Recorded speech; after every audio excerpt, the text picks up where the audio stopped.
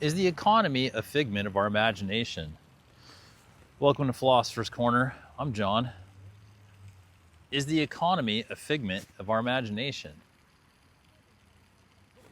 Is it something that we just invented, that we created? That's what a figment is. Just something that we just came up with.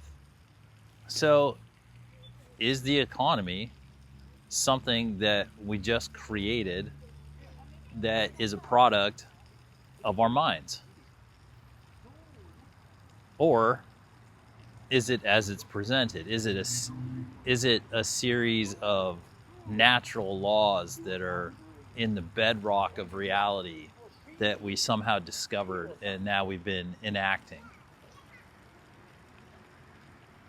Well, when we look at human history, we see that humans, from aboriginals to industrialized nations of the modern era, have run every single type of economy that we can think of.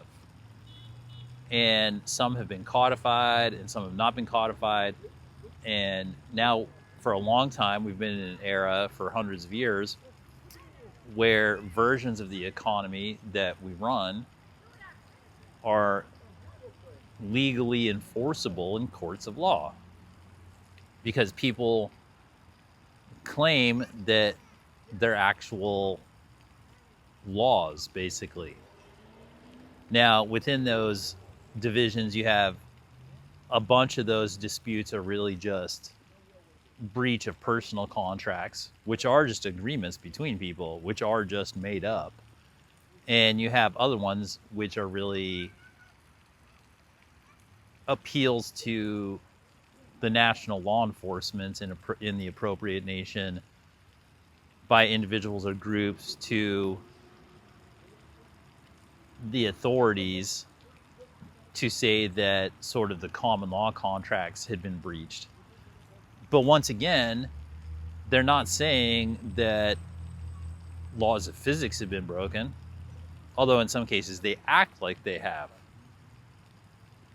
But when we look at all of the different permutations of the different legal disputes regarding economic activity throughout human history,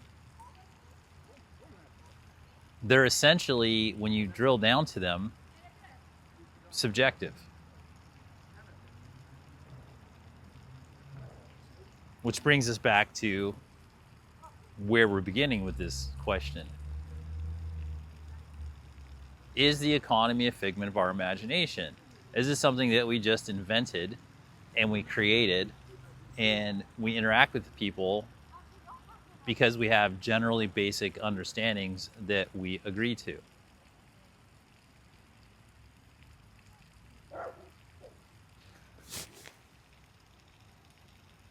Economies are generally, when people think about economy in academic terms or in philosophical terms, they really think about macro economies. They really think about, first things come to mind are like stock markets and governments and industry and all of those sorts of like macroeconomic things. But really, when we're talking about economy, we're just talking about exchange of goods and services, and those are highly personal. And most of the economic activity in human history has just been agreements between people for whatever the perceived value is of a perceived thing and whatever the exchange is in the moment.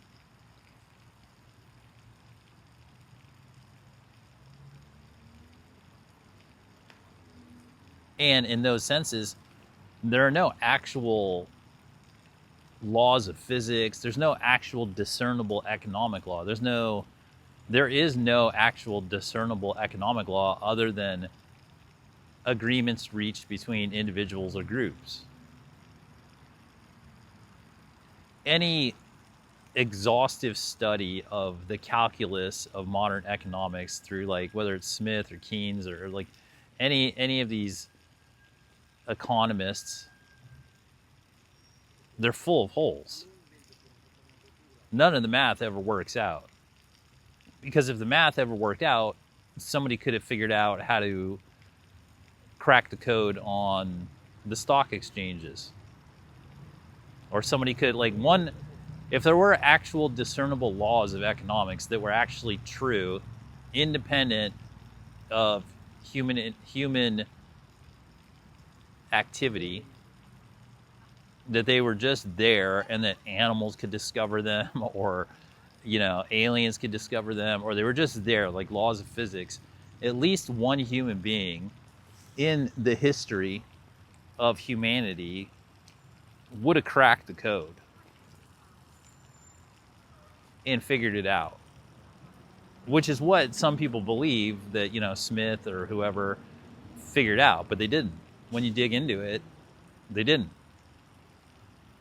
Because if they had, one of their adherents would have come forward, made all the money, and showed everybody how to do it. And then everybody would be able to do it, which is not true. It's not repeatable. And when you really get into it with economists, they're almost no different than witch doctors. They have their best guess and they have predictions. I mean, what other industry allows an industry that's supposed to be, or a study or a discipline that's so influential as economics, right, allows their experts to make predictions, and then they don't hold them to the predictions. I mean, if you hired an architect and you said, this is our best architect, and he predicted that he might make a building that stood up, you probably wouldn't have too much trust in the industry of the profession of architects. But when it comes to economics, there's essentially a huge charade that it's a science and that it is based on actual laws, which clearly it isn't. Because even for a second, if we thought that there were actual true laws of economics and that it was a concrete thing that exists independent of human thought, it's just there regardless of whether we discover it or not, like mathematics, then at some point, no matter the different systems, every country on Earth would eventually figure it out, at least at the macro level. And then eventually there'd be a homogenized law of economics that would spread across the globe, because people would discover, oh yeah, there is just one actual law of economics, and so we all discovered and now we run on them. But that's not true. That hasn't happened because there are no actual concrete laws of economics, except for the fact that it's a figment of our imagination, which means it's open to us to create it, and it's an interpersonal interaction that we make tangible. It's a value judgment for every single person. It's a tangible manifestation of the interactions of the human psyches involved, which is also what makes it dangerous in modern era when we have non-human entities interacting in the economy and making economic decisions. Because since we know that economics don't have any actual concrete laws, they have agreements and they have binding understandings and they have things that really, really look like laws of physics for money or resources. But over a long enough timeline and with enough intellectual determination, and by reviewing enough historical examples, we can see that that's false. That there are, in fact, let's put it this way, if there are actual concrete economic laws, they have yet to be discovered. Every society in the history of Earth has run a version of economic laws that everyone's just most comfortable with. And in most cases, they've just run the economic laws that the most powerful people are comfortable with.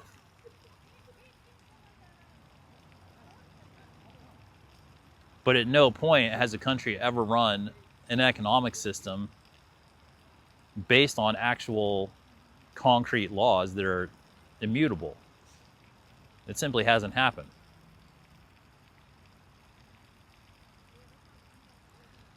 Every country in human history has just run economic systems that are made up, that are figments of the imagination, and typically figments of the imagination of the ruling class.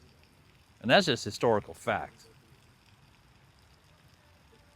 That's why when we have the opportunity to study human history and we get to look at things, that's why things like monarchies are very helpful to study these types of issues, because you can look at a society where the power is so obviously and overtly concentrated, the decision making so overtly concentrated in an individual, and it's so asymmetrical in the decision making that you can pin down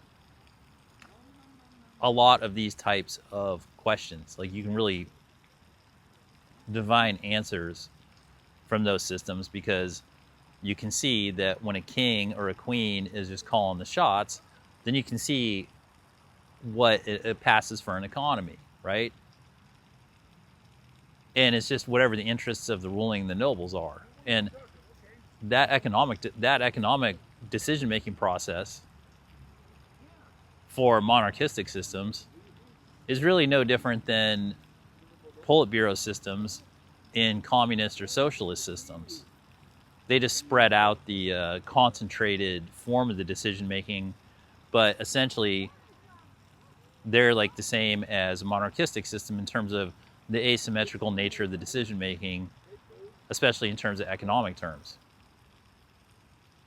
And that makes it very easy to study. And in both of those cases, economic laws don't apply, like, because there aren't any. They have best guesses, and they have small trends, and they have different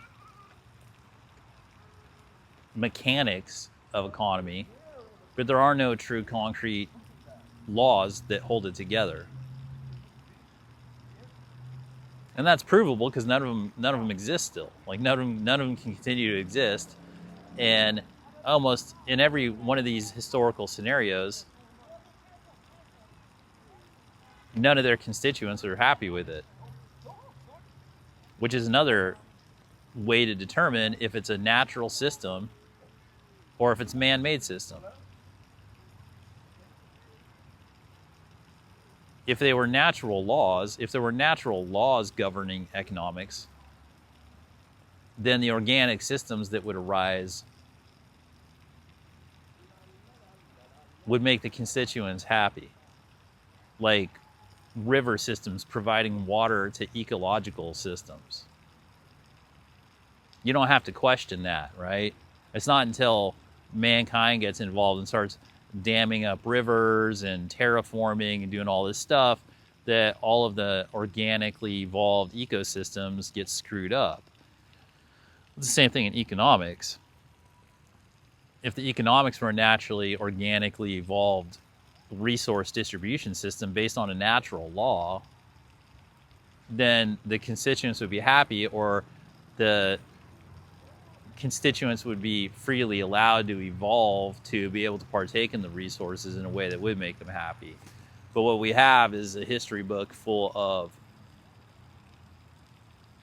man-made interference and artificial overlays pretending to be organic, natural laws of the universe in terms of economic systems. Once again, figments of the imagination. And when you get into the math and when you drill down into it, you'll just see they're preposterous. So what does that mean for us? It means that our economy is highly personal. It's a figment of our imagination, of the individual's imagination. We can't do anything about massive institutions or establishments or whatever at this point, and that's not the point of philosophy. But in terms of personal sovereignty, independent and individual thinking, which is one of the goals of philosophy, I can know that the economy is a figment of my imagination and of your imagination. So if you go out today and you determine that you have a certain value and that your resources or services have a certain value, then you can go out and get that value. And you can go out and you can interact with other people or institutions or whatever to achieve economic flow for you. And they don't have to adhere to any of these so-called economic laws, except for satisfaction between you and the other party.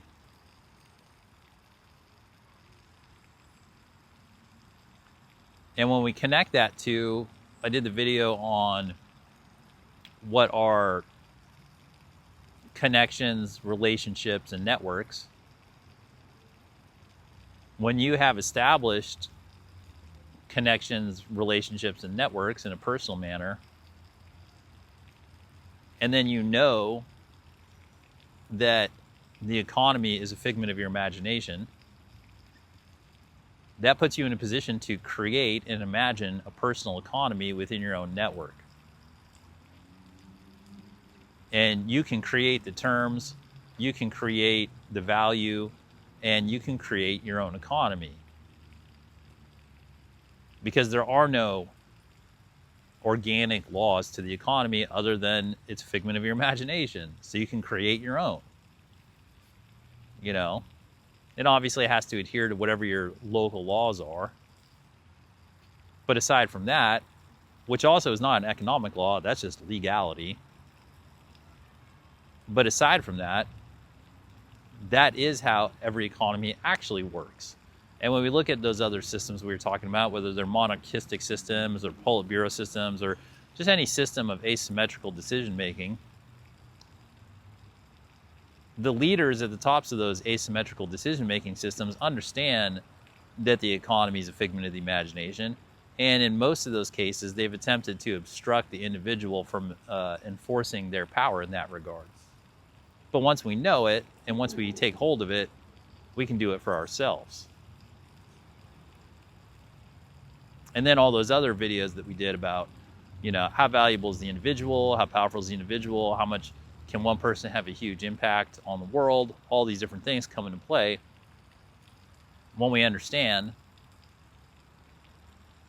that an economy, which is not just fiat currency, it's not just paper monies, it's all of the exchanges that we can have, the goods, the services, the emotional supports, all of these different things, personal infrastructures, any of these exchanges that happen.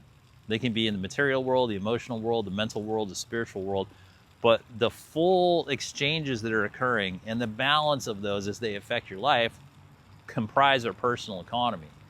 And those are a figment of our imagination, which is great news because it means that we have the power to shape it and mold it and use our personal genius to create it and live it in a manner that lines up with our personal morals, ethics, and values.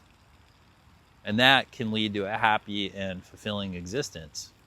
And it's using the personal economy to reinforce your independent sovereignty,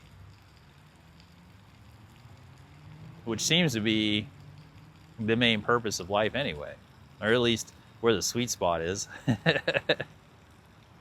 So, is the economy a figment of the imagination? Yeah, I think it is. Yeah, obviously you gotta make up your own mind, but well, thanks for spending some time here at Philosopher's Corner. Hope you found it helpful, and as always, have fun.